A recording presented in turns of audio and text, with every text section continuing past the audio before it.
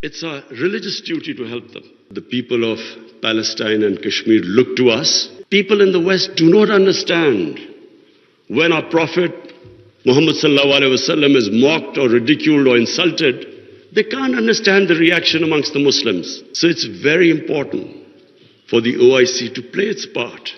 When things like a cartoon appears insulting our Holy Prophet, peace be upon him, there should be a proper response from scholars to make them understand why Muslims react, that the love and reverence we have for our Holy Prophet, peace be upon him. The point is that if the world does not act, this will be the biggest man-made crisis which is unfolding in front of us. It's a big responsibility on us, because not only is it the situation in Afghanistan as it unfolds, but it's our religious duty to help them. And I must say that we have to, and I speak to the United States specifically, they must de-link the Taliban government from the 40 million Afghan citizens. Even if they've been in conflict with Taliban for 20 years.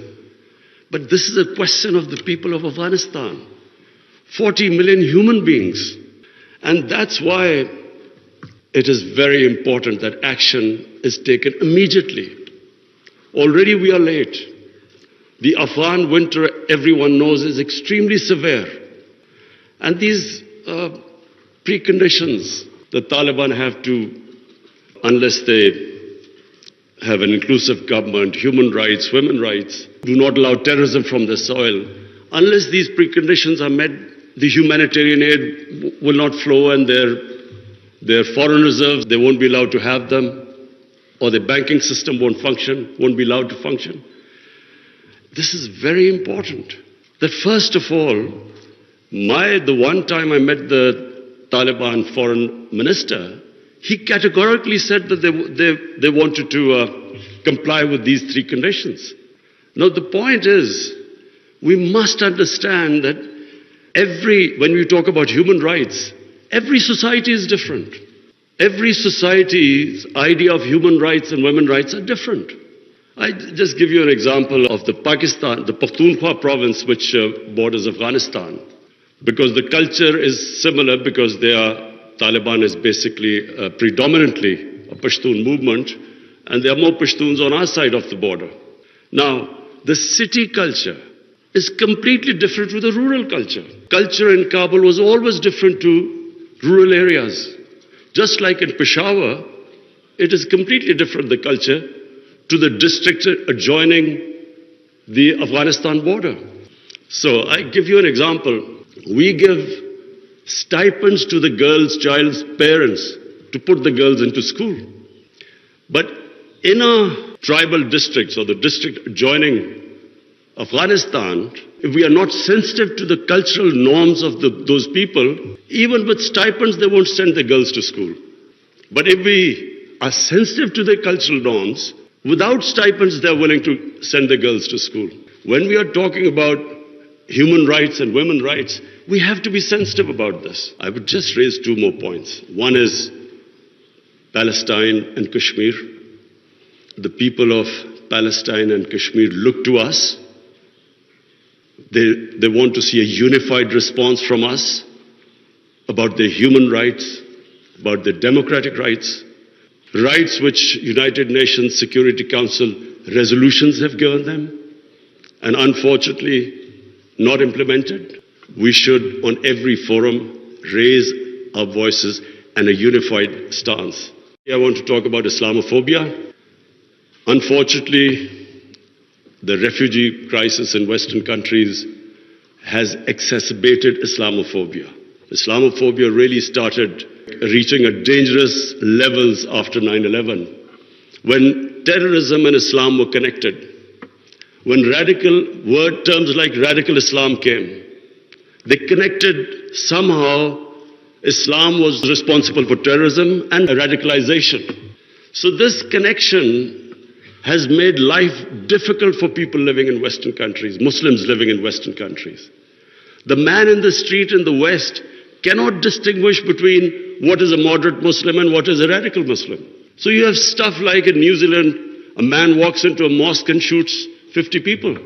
It's because this term, radical Islam, Islamic terrorism, they have to be delinked. And secondly, the reason for Islamophobia is people in the West do not understand when our Prophet Muhammad sallallahu alaihi wasallam is mocked or ridiculed or insulted, they can't understand the reaction amongst the Muslims because their attitude to religion is different to ours. So it's very important for the OIC to play its part in explaining to the Western world on forums like European Union, United Nations, their think tanks, making them understand rather than this gap growing between Muslims and non-Muslims because of inability to understand Islam. It is our responsibility in the OIC that we make them understand. We have in Pakistan formed an authority, it's called Rahmatul Alameen Authority. The purpose is to have top Pakistani scholars in this authority who coordinate with Muslim scholars all over the world. And one of the objectives of this Rahmatul Alameen Authority is that there should be a considered intellectual response when things like a cartoon appears insulting our Holy Prophet, peace be upon him. There should be a proper response from scholars to make them understand why Muslims react, that the love and reverence we have for our Holy Prophet, peace be upon him, because they don't understand this. And secondly, to make them understand that our Holy Prophet was called Rahmatul Alameen. He was to bring mercy for mankind. He was not called Rahmatul Muslimeen. He was not just for Muslims. Just like our God, Allah, is God of all human beings. So, our Prophet united human beings. His whole message was of love. The people in the West do not understand this. There is so much propaganda against Islam. And unfortunately, we do not have a coherent and an intellectual, scholarly response to this. So, one objective of this authority is to, in coordination with all the Muslim scholars, we will respond, and we would like the OIC Secretary General also to know about this response. We will consult you. And whenever anything happens, there should be a proper response to that.